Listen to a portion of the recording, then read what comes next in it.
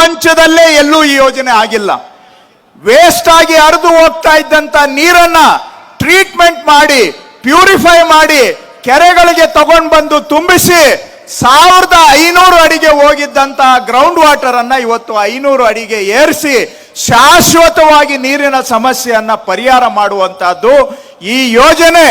ಇಡೀ ಪ್ರಪಂಚಕ್ಕೆ ಮಾದರಿ ಯೋಜನೆ ಅಂತ ವಿಶ್ವಸಂಸ್ಥೆಯ ಅಧ್ಯಕ್ಷರು ಬಂದು ಹೊಗಳಿ ಹೋಗಿದ್ದಾರೆ. ಅಂತ ಯೋಜನೆಯನ್ನ ಮಾಡಿದ್ದು ಕಾಂಗ್ರೆಸ್ ಸರ್ಕಾರ, ಸಿದ್ದರಾಮಯ್ಯನವರ ಮುಖ್ಯಮಂತ್ರಿ ಆಗಿದ್ದಂತ ಸಂದರ್ಭದಲ್ಲಿ. ಹಾಗಾಗಿ ಇವತ್ತು ನಾವು ಮೊನ್ನೆ ಮುಖ್ಯಮಂತ್ರಿಗಳೊಂದು ರಿವ್ಯೂ ಮೀಟಿಂಗ್ ತಗೊಂಡಿದ್ರು. ಈ ರಾಜ್ಯದಲ್ಲಿ ಎಲ್ಲೆಲ್ಲಿ ನೀರು ಪ್ರಾಬ್ಲಮ್ ಇದೆ ಅಂತ. ಎಲ್ಲಾ ಕಡೆ ನೀರು ಪ್ರಾಬ್ಲಮ್ ಇದೆ. ಮೊದಲು 5 ವರ್ಷ ಹಿಂದೆ ರಿವ್ಯೂ ಮೀಟಿಂಗ್ ತಗೊಂಡ್ರೆ ಬರಗಾಲದ್ದು ಜಾಸ್ತಿ ಹೈಯೆಸ್ಟ್ ಡ್ರಿಂಕಿಂಗ್ ವಾಟರ್ ಪ್ರಾಬ್ಲಮ್ ಇರ್ತಾ ಇದ್ದಿದ್ದು ಕೋಲಾರ ಜಿಲ್ಲೆಯಲ್ಲಿ. ಆದ್ರೆ ಈ ಬಾರಿ ಕೋಲಾರ ಜಿಲ್ಲೆದು ಆ ಪಟ್ಟಿಯಲ್ಲಿ ಹೆಸರೇ ಇಲ್ಲ. ಯಾಕೆ ಅಂದ್ರೆ ಕೆಸಿ ವ್ಯಾಲಿ ನೀರು ಬಿಟ್ಟ ಮೇಲೆ ಇವತ್ತಿಗೂ ಕೂಡ ಒಂದು ಊರಿನಲ್ಲೂ ಟ್ಯಾಂಕರ್ ನೀರು ಕೊಡುವಂತ ಪರಿಸ್ಥಿತಿ ಇಲ್ಲ. ಯಾಕೆ ಅಂದ್ರೆ ಈ ನೀರನ್ನ ಅಲ್ಲಿ ತುಂಬಿಸುವಂತ ಯೋಜನೆ ಆಗಿದ್ರಿಂದ ಅಷ್ಟು ದೊಡ್ಡ ಲಾಭ ಜನಗಳಿಗೆ ಆಗಿದೆ. ಹಾಗಾಗಿ ಅಂತ ಒಂದು ಮಹತ್ವವಾದಂತ ಕಾರ್ಯಕ್ರಮ ಇವತ್ತು ಮಾನ್ಯ ಶಾಸಕರು ಶರತ್ ಬಚ್ಚೇಗೌಡರ ನೇತೃತ್ವದಲ್ಲಿ ಇಲ್ಲಿ ನಡೀತಾ ಇದೆ. ಇದರಲ್ಲಿ ನಮ್ಮ ಇಲಾಖೆದು ಒಂದು ವಿಷಯ ಸೇರ್ಕೊಂಡಿದೆ. ಸುಮಾರು 20-30 ವರ್ಷದಿಂದ ಪಾವತಿ ಖಾತೆಗಳು ಆಗದೆ ಪೂರ್ವಜರ ಹೆಸರಿನಲ್ಲೇ ಪಾಣಿಗಳು ಬರ್ತಾ ಇದ್ವು.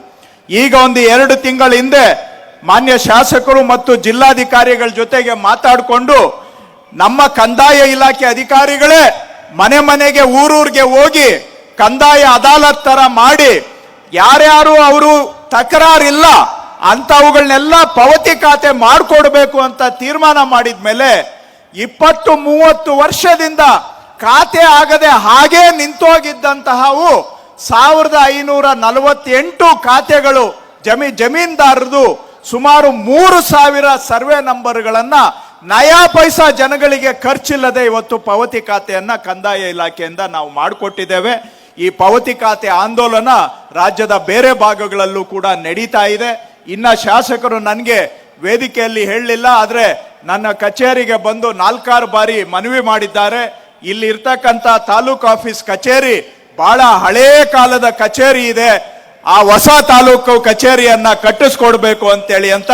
ಖಂಡಿತವಾಗಿ ಈ ವರ್ಷ ಅಂದ್ರೆ ತಾಲೂಕಾ ಆಡಳಿತ ಕಚೇರಿ ಅಂತ ಹೇಳಿದ್ರೆ ಜನಕ್ಕೆ ಅರ್ಥ ಆಗೋದಿಲ್ಲ, ಮಿನಿ ವಿಧಾನಸೌಧ ಅಂದ್ರೆ ಮಾತ್ರ ಅರ್ಥ ಆಗುತ್ತೆ ಅಂತ ಅವ್ರು ಹೇಳ್ತಾ ಇದ್ದಾರೆ. ನಾವು ಅದಕ್ಕೆ ಈಗ ಹೊಸ ಹೆಸರನ್ನ ಕೊಟ್ಟಿದ್ದೇವೆ, ಜನಸ್ಪಂದನ ಸೌಧ ಅಂತ, ಪ್ರಜಾಸೌಧ ಅಂತ.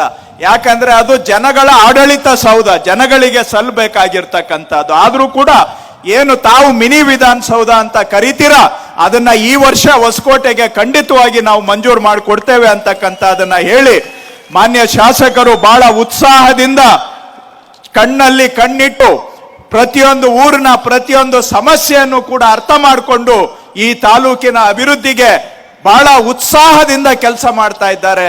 ಒಬ್ಬ ವಿದ್ಯಾವಂತ ಯುವಕನಿಗೆ ಜನ ಅವಕಾಶ ಕೊಟ್ರೆ ಏನು ಮಾಡಬಹುದು ಅನ್ನೋದನ್ನ ಅವರು ಇವತ್ತು ಅವರ ಕಾರ್ಯದ ಮುಖಾಂತರ ಮಾಡಿ ತೋರಿಸ್ತಾ ಇದ್ದಾರೆ. ಅಷ್ಟೇ ಅಲ್ಲ, ಹೊಸಕೋಟೆ ತಾಲೂಕಿನಲ್ಲಿ ಇತಿಹಾಸ ನೋಡ್ಬಿಟ್ರೆ ಇಲ್ಲಿ ರಾಜಕೀಯ ಅಂದ್ರೆ ಒಂಥರ ರಣರಂಗ, ಯಾವಾಗ್ಲೂ ಜಿದ್ದಾಜಿದ್ದಿನ ರಾಜಕೀಯ ಇರ್ತಾ ಇದ್ದಂತ ಕ್ಷೇತ್ರ ಇದು. ಮಾನ್ಯ ಮುಖ್ಯಮಂತ್ರಿಗಳಿಗೆ ಉಪಮುಖ್ಯಮಂತ್ರಿಗಳಿಗೆ ಸ್ವಲ್ಪ ಗೊತ್ತು ಹೊಸಕೋಟೆ ಇತಿಹಾಸ. ಆದ್ರೆ ಸಂತೋಷದ ವಿಷಯ ಏನಂದ್ರೆ ಶರತ್ ಅವರು ಶಾಸಕರಾದ ಮೇಲೆ ತಾಲೂಕಿನಲ್ಲಿ ನೆಮ್ಮದಿಯಾಗಿ ಶಾಂತವಾಗಿ ಎಲ್ಲರೂ ಇದ್ದಾರೆ.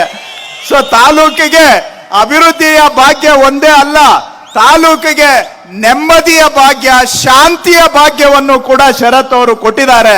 ಅಭಿವೃದ್ಧಿಗಿಂತ ಬಹಳ ದೊಡ್ಡ ಸಾಧನೆ ಅಂತ ಹೇಳಿದ್ರೆ ಹೊಸಕೋಟೆ ತಾಲೂಕಲ್ಲಿ ಶಾಂತವಾಗಿ ರಾಜಕೀಯ ನಡೆಯುತ್ತೆ ಅಂದ್ರೆ ಬೇರೆಯವರು ನೋಡಿ ಕಲಿಬೇಕು. ಹೊಸಕೋಟೆಯಲ್ಲೇ ಸಾಧ್ಯ ಅಂದ್ರೆ ನಾವು ಮಾಡಬಹುದು ಅಂತ. ಆ ರೀತಿಯಾಗಿ ಅಭಿವೃದ್ಧಿ ಪರ, ಶಾಂತಿ ಹಾಗೂ ನೆಮ್ಮದಿಯ ಆಡಳಿತ ಇವೆರಡೂ ಕೂಡ ನಡೀತಾ ಇರೋದಕ್ಕೆ ಶಾಸಕರಿಗೆ ಶರತ್ ಅವರಿಗೆ ನಾನು ಅಭಿನಂದನೆಗಳನ್ನ ಸಲ್ಲಿಸಿ ವೇದಿಕೆಯಲ್ಲಿರ್ತಕ್ಕಂಥ ಗಣ್ಯರಿಗೆ ತಮ್ಗೆಲ್ಲರಿಗೂ ವಂದಿಸಿ ನನ್ನ 4 ಮಾತಿಗೆ ವಿರಾಮ ಕೊಡ್ತೇನೆ.